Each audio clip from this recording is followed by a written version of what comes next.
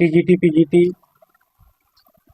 PLT जो संभावित परीक्षाएं हैं उसको ध्यान में रखते हुए हम लोग जो क्लास शुरू किए हैं राजनीति विज्ञान और इतिहास का। ठीक, जैसे आप लोगों को जानकारी है ही कि माध्यमिक के जो एग्जाम है, जो आयोग है, इसका गठन हो ही चुका है और जो एग्जाम है तो संभावित अगर मान के चले तो जुलाई अगस्त तक ज़्यादा से ज़्यादा एग्जाम होने की संभावना है।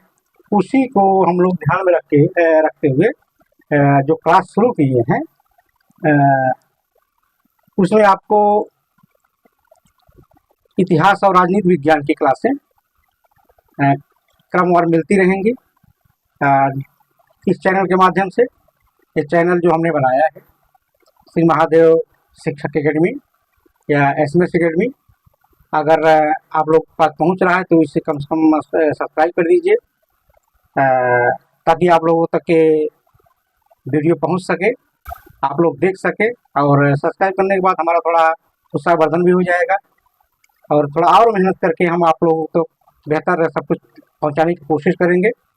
तो इतिहास जो हमने 2 क्लास पीछे पढ़ाया है उसमें हम लोगों ने देखा कि पृथ्वी का विकास कैसे हुआ, उस पर जीव कैसे आए। फिर अगली क्लास में हम लोगों ने देखा कि मानव का विकास कैसे हुआ, कौन कौन से मानव थे, वो जंगल से मैदानी भागों में कैसे आए। उसी कड़ी में आज हम लोग एक नया जो क्लास है शुरू कर रहे हैं कि काल विभाजन, जो पाषाण काल है इसके काल विभाजन की बात हम लोग करेंगे। तो ये काल विभाजन कैसे हुआ इसका कुछ न कुछ तो होगा ही। तो जो समय समय पर जो आदि मानव थे उन्होंने जो औजार बनाए, पत्थरों के द्वारा जो औजार बनाए जाते थे उसमें जो परिवर्तन हुआ, जो उसके बाद जो जलवायु में परिवर्तन हुआ, उन तमाम बिंदुओं को ध्यान में रखकर विद्वानों ने इन कालों का विभाजन किया। कालों का विभिन्न भागों में विभाजन करने का मतलब ये होता है कि ताकि इतने बड़े जो समय है इसको हम एक सिस्टम से थोड़े थोड़े पार्ट में बांट करके आसानी से अध्ययन कर सकें। ठीक, उसी कड़ी में हम लोग देखते हैं कि पाषाण काल, तो पाषाण काल शुरू हुआ, इसको हम 3 भागों में बांट देते हैं। पाषाण काल का विभाजन हम 3 भागों में बांटते हैं। पहला है पूरा पाषाण काल, दूसरा है मध्य पाषाण काल, तीसरा है नवपाषाण काल। पहला कौन सा का पाषाण काल को हम 3 भागों में बांट देते हैं। पहला काल क्या है? पाषाण काल, तो सॉरी पूरा पाषाण काल, दूसरा है मध्य पाषाण काल, तीसरा है नवपाषाण काल। पूरा पाषाण काल को पैलियोलिथिक एज, अंग्रेजी में पैलियोलिथिक एज कहा जाता है। अक्सर क्वेश्चन पूछा भी जाता है कि पैलियोलिथिक काल के ये संबंधित है। ठीक, उसके बाद देखते हैं मध्य पाषाण काल, मियोलिथिक एज, मेसोलिथिक एज, उसके बाद नवपाषाण काल, नियोलिथिक एज। ठीक, नियोलिथिक एज जैसे हम लोगों ने देखा पूरा पाषाण काल, मध्य पाषाण काल और नवपाषाण काल। ठीक, अब समय अगर इसके समय की बात करें कब से कब तक है, कब से कब विद्वानों ने बांटा है। जो पूरा पाषाण काल, अगर हम वैश्विक स्तर पर बात करें, वैश्विक स्तर पर अगर हम बात करें तो इसके जो इसका समय है 25 लाख ईसा पूर्व से, कब से 25 लाख ईसा पूर्व से 10,000 ईसा पूर्व है। 25 लाख ईसा पूर्व से 10,000 ईसा पूर्व है। अगर इसी पूरा पाषाण काल के भारतीय स्तर पर बात करें, जब से भारत में खोज के बाद जो साक्ष्य मिला है उसकी बात करें तो 5 लाख ईसा पूर्व से, मतलब 5 लाख ईसा पूर्व से 10,000 ईसा पूर्व। ठीक, विश्व स्तर पर पूरा पाषाण काल का जो टाइमिंग है वो है 25 लाख ईसा पूर्व से 10 लाख ईसा पूर्व। जो भारतीय स्तर पर इसका समय है तो 5 लाख ईसा पूर्व से 10,000 ईसा पूर्व। उसके बाद मध्य पाषाण काल, मेसोलिथिक एज, अगर टाइमिंग की बात करें जो उसका समय है वो 10,000 ईसा पूर्व से 7,000 ईसा पूर्व। ठीक।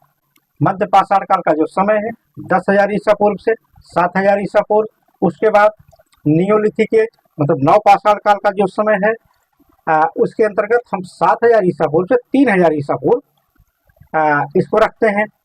उसके बाद अब देखते हैं इसकी क्या क्या विशेषताएं हैं, इसमें क्या क्या हुआ देखते हैं। पूरा पाषाण काल, पूरा पाषाण काल का जो मानव था, पूरा पाषाण काल का जो मानव था वो पूर्णतः शिकारी था। शिकार उसका सब कुछ था और शिकार करता था, घूमता था, जहां उसको शिकार मिला वही वो रह लिया, वो उसे मारा, उसे खाया, फिर घूमता रहा, फिर जहाँ पाया सो गया। इसका मतलब उसका पूरा जीवन आखिर तक घुमक्कड़ था। उसके बाद अब सबसे बड़ी बात इसमें क्या है, पूरा पाषाण काल में इसमें आग की जानकारी हो गई थी। ध्यान दीजिएगा, इसमें पूरा पाषाण काल में मानव को आग की जानकारी हो गई थी। ठीक, मतलब ये प्रयोग करना नहीं जानता था। अब जानकारी कैसे होगी, अब संजोग बस जैसे आदमी पत्थर उसका औजार था, जब पत्थर आपस में टकराए होंगे तो चिंगारी निकली होगी, उससे जो सूखे पत्ते रहे होंगे उसमें आग लगी होगी। ठीक, आग लगी तो उसको जानकारी हो गई कि मतलब इससे एक अजीब चीज निकली है। ठीक, लेकिन हाँ उसका जो प्रयोग है वो करना नहीं जानता था। अब इसमें देखिए सबसे बड़ी बात, एक पूरा पाषाण काल की जो टाइमिंग है सबसे लंबा कार्यकाल इसका है।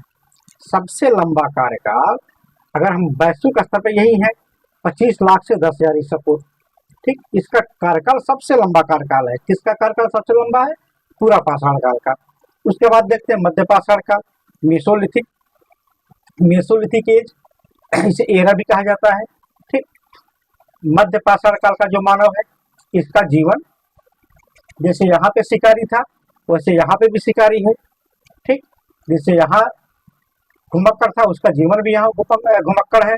लेकिन हाँ एक चीज में इससे परिवर्तन आया, मध्य पाषाण काल आते आते मानव के जीवन में जो परिवर्तन आना शुरू हुआ वो क्या था, ये जो जानवर थे उनके संपर्क में आया, उसे पालतू बनाया, और पालतू बनाया जाने वाला सबसे पहला जानवर कुत्ता था। ठीक, जो कुत्ता था, कुत्ते को आदि मानव ने सबसे पहले पालतू बनाया। मध्य पाषाण काल में जो आदमी के औजार थे पहले बड़े बड़े होते थे वो छोटे बनने लगे।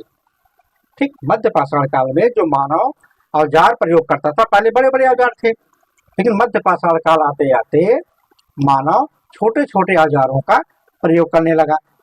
ठीक, उसके बाद देखते हैं फिर नव पाषाण काल की बात करें। नव पाषाण काल जिसे अंग्रेजी में नियोलिथिक एज कहा जाता है, क्या कहा जाता है, नियोलिथिक एज कहा जाता है, जिसका समय 7,000 ईसा पूर्व से 3,000 ईसा पूर्व है। यहाँ पे बहुत सारे परिवर्तन हुए। नव पाषाण काल में मानव के जीवन में तमाम प्रकार के परिवर्तन हुए। ठीक, यहाँ पे मानो जैसे यहाँ पे मानव मध्य पाषाण काल तक मानव घुमक्कड़ था, लेकिन नव पाषाण काल में मानव अस्थायी जीवन जीने लगा। नव पाषाण काल आते आते मानव अस्थायी जीवन जीने लगा। अस्थायी जीवन मतलब एक अपना घर बनाया होगा, जब घर बनाया तो उसके माध्यम से उसका परिवार रहा होगा, जब परिवार रहा होगा तो उसके खाने पीने की व्यवस्था भी किया होगा। ठीक, खाने पीने की व्यवस्था तो जो अनाज हुआ होगा उसको रखने के लिए मिट्टी के बर्तन बनाना शुरू किया, मतलब मृदभांड बनाना शुरू किया। ठीक, उसके बाद आवागमन के जो साधन थे उसका भी प्रयोग उन्होंने किया, मतलब पहिए का आविष्कार भी मनुष्य शुरू कर दिया नव पाषाण काल में। उसके बाद सबसे बड़ी बात इसमें आग का प्रयोग। ठीक, आग का प्रयोग ध्यान दीजिए, बहुत बार पूछा गया है कि आग का प्रयोग आदमी किस काल में शुरू किया, तो आपका नव पाषाण काल है। खोज कब किया था, खोज आपका किया पूरा पाषाण काल में। ठीक, पूरा पाषाण काल में खोज होती है और नव पाषाण काल आते आते बहुत लंबे समय के बाद आदमी उस आग का सही ढंग से प्रयोग करना शुरू किया। अब जैसे खाने में मांस हुआ उसे भूनने के लिए या और तमाम प्रकार के जो अनाज थे उसको खाने के रूप में तैयार करने के लिए आग का प्रयोग शुरू किया। उसके बाद अनाज, गेहूँ हुआ, चावल हुआ, जौ हुआ, इन सब का उत्पादन भी करने लगा। उत्पादन करने के बाद जो अनाज उत्पादन में जिन औजारों का प्रयोग होता था, उन औजारों का प्रयोग भी नवपाषाण काल में शुरू हो गया। ठीक, इन्हीं तमाम परिवर्तनों के बाद ध्यान को रखते हुए एक विद्वान है गार्डन चाइल्ड महोदय, उन्होंने नवपाषाण काल को क्रांति का काल कहा। गार्डन चाइल्ड महोदय ने इन्हीं परिवर्तनों को देखते हुए नवपाषाण काल को क्रांति का काल कहा। इसमें कौन कौन से परिवर्तन है, मतलब एक क्रांतिकारी परिवर्तन हुआ। जैसे पहले आदमी घूमता था, एक रहने लगा, जब रहने धीरे धीरे जब आदमी रहने लगा तो उसका मतलब जीवन अस्थायी हो गया। जब अस्थायी हो गया वो भी एक परिवर्तन है, वो भी एक परिवर्तन है। उसके बाद मिट्टी के बर्तन बनाने लगा, मतलब मृद भांडे बनाने लगा, बर्तनों का प्रयोग शुरू कर दिया, वो भी एक परिवर्तन है। उसके बाद पहिए का आविष्कार हुआ, खुद जाने के लिए सर सामान जो उनके पास थे उसको ले जाने के लिए जो परिवर्तन, जो पहिए का आविष्कार हुआ, ये भी एक क्रांतिकारी परिवर्तन है। उसके बाद जो आग का उन्होंने खोज किया था उसका भी प्रयोग शुरू कर दिया, ये भी एक क्रांतिकारी परिवर्तन है। फसलों का उत्पादन उन्होंने शुरू कर दिया, वो भी क्रांतिकारी परिवर्तन है। उसके बाद जो फसलों को बोने काटने में जो औजार लगते थे उसका भी आविष्कार उन्होंने कर दिया। इन्हीं तमाम बिंदुओं को देखकर गार्डन चाइल्ड महोदय ने नवपाषाण काल को क्रांति का काल कहा। अब उसके बाद देखते हैं, लेकिन एक काल इधर पूरा पाषाण काल का भी बहुत लंबा कार्यकाल है। ठीक, यहाँ पे भी इसे समझने में दिक्कत थी। तो एक विद्वान है लारतेल, एक विद्वान है लारतेल, इनका नाम है लारतेल। लारतेल महोदय ने इस पूरा पाषाण काल को सोचा कि थोड़ा छोटे छोटे भागों में बांटकर इसके अध्ययन किया जाएगा तो बेहतर होगा। तो उन्होंने पूरा पाषाण काल को 3 भागों में बांटा। कितने भागों में बांटा? 3 भागों में बांट दिया। लारतेल महोदय ने पूरा पाषाण काल को, जिसकी टाइमिंग 25 लाख ईसा पूर्व से 10,000 ईसा पूर्व थी, उसको 3 भागों में बांट दिया। पहले भाग की बात करें, निम्न एवं पूर्व पूरा पाषाण काल। पहले भाग को इन्होंने कहा निम्न एवं पूर्व पूरा पाषाण काल। जो इन्होंने इसकी टाइमिंग बताई वो थी 25 लाख ईसा पूर्व से 1 लाख ईसा पूर्व, 25 लाख ईसा पूर्व से 1 लाख ईसा पूर्व। ठीक, निम्न एवं पूर्व पूरा पाषाण काल को अंग्रेजी में लोअर पैलियोलिथिक एज कहते हैं।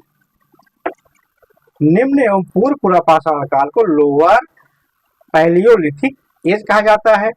इसका जो टाइमिंग है लारतेल महोदय ने दिया 25 लाख ईसा पूर्व से 1 लाख ईसा पूर्व, 25 लाख ईसा पूर्व से 1 लाख ईसा पूर्व। उसके बाद लारतेल महोदय ने एक और विभाजन किया, जो दूसरा विभाजन किया मध्य पूरा पाषाण काल। मध्य पूरा पाषाण काल मतलब मिडिल पैलियोलिथिक एज।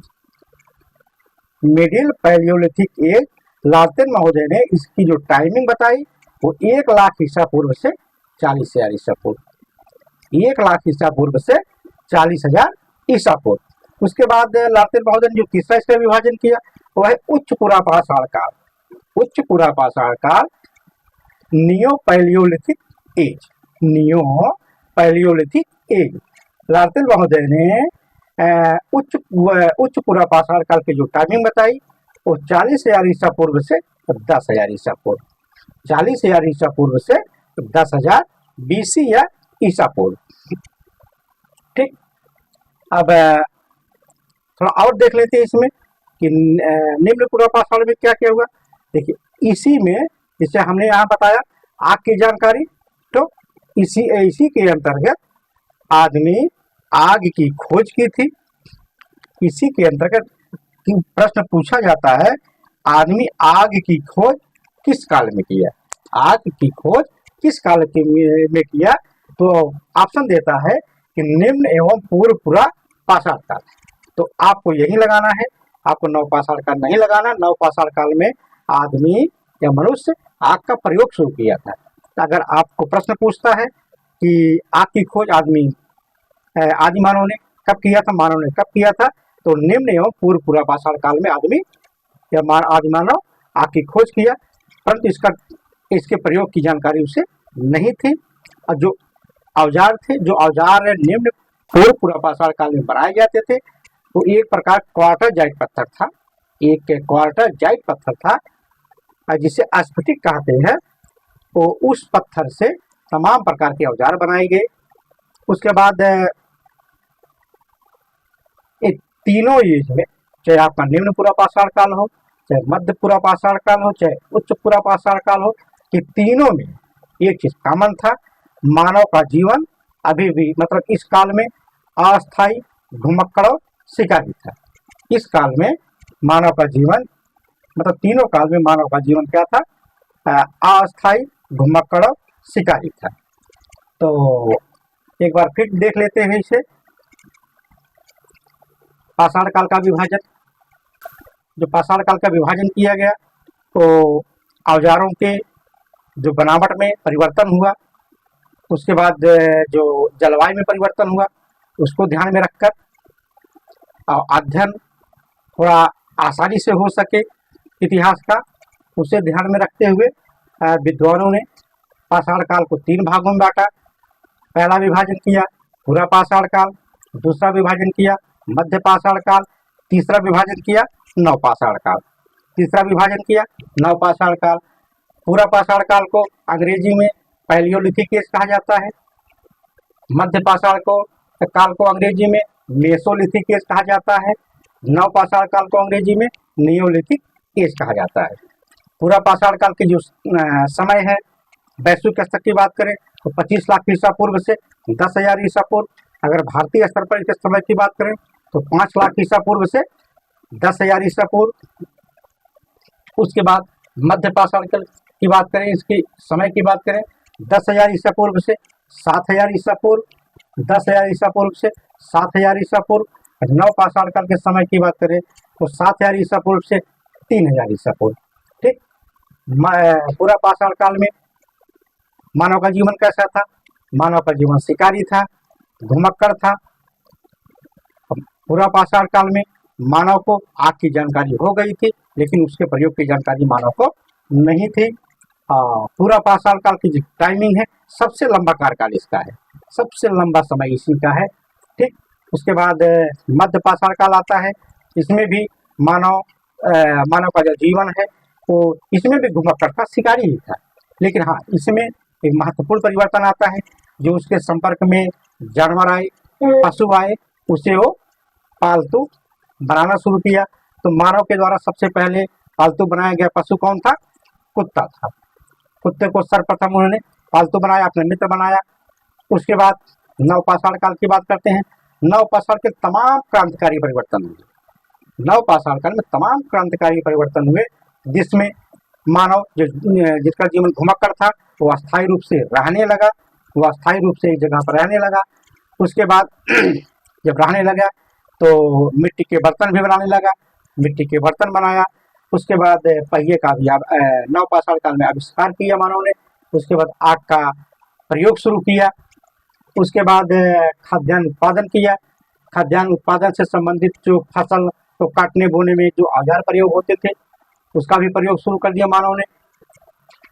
इन्हीं तमाम क्रांतिकारी परिवर्तन को देखते हुए गार्डनर चाइल्ड महोदय ने नवपाषाण काल को क्रांति का काल कहा।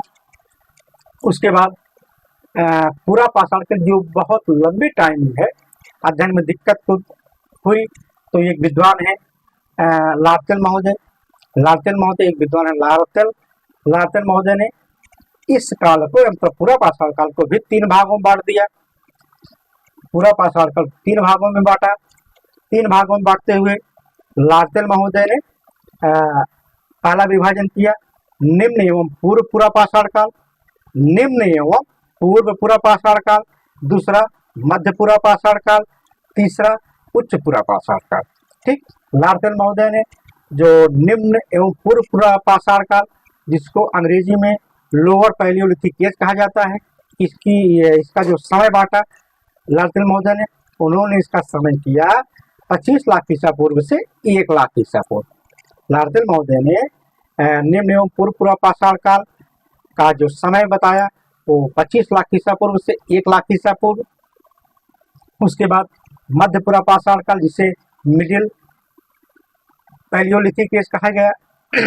इसकी जो टाइमिंग बताया उन्होंने 1 लाख ईसा पूर्व से 40,000 ईसा पूर्व। उसके बाद उच्च पूर्वापाषाण काल, उच्च पूर्वापाषाण काल को अंग्रेजी में नियो पैलियोलिथिक एज कहा गया। इसके समय को लार्सेन महोदय ने 40,000 ईसा पूर्व से 10,000 ईसा पूर्व बताया। 40,000 ईसा पूर्व से 10,000 ईसा पूर्व बताया। निम्न पूर्वापाषाण काल की जो महत्वपूर्ण विशेषताएं हैं उसको हम देख लेते हैं। इसमें आग की खोज हो गई, आग की खोज हुई, लेकिन हाँ इसमें आग के प्रयोग का ज्ञान मानव को नहीं था। निम्न पूर्वापाषाण काल में मानव जो औजार बनाता था, वो जो पत्थर औजार बनाने में प्रयोग करता था वो थी क्वार्टरजाइट पत्थर या स्फटिक पत्थर। स्फटिक एवं क्वार्टरजाइट पत्थर के माध्यम से मनुष्य औजार बनाने लगा। अगर हम तीनों की बात करें तो तीनों एज में मानव का जो जीवन है वो अभी भी अस्थायी है, घुमक्कड़ है, शिकारी है। ये क्लास हम यहीं पे अब खत्म करते हैं, उसके बाद समाप्त करते हैं। फिर आगे हम लोग एक नए चैप्टर के साथ शुरू करेंगे। तो